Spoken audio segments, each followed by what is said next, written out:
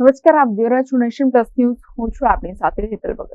મોડાસા શહેરમાં હડકા શ્વાનનો આતંક જોવા મળી રહ્યો છે, જેમાં આ હડકા શ્વાને 15 જેટલા લોકોને બચકા ભરતા ઈજાગ્રસ્ત થવા પામ્યા છે. મોડાસા શહેરમાં હડકા શ્વાનનો આતંક જોવા મળી રહ્યો છે, જેમાં રામપાર્ક અમરદીપ સોસાયટી વિસ્તારમાં 15 જેટલા લોકોને શ્વાને બચકા ભરતા ઈજાગ્રસ્ત થવા પામ્યા છે. ઈજાગ્રસ્ત થયેલા તમામ લોકોએ મોડાસા સાર્વજનિક હોસ્પિટલમાં સારવાર કરાવી છે, જેમાં મોડાસા નગરપાલિકાની ટીમ દ્વારા હડકા શ્વાનને પકડી લેવા કવાયત હાથ ધરવામાં આવી છે.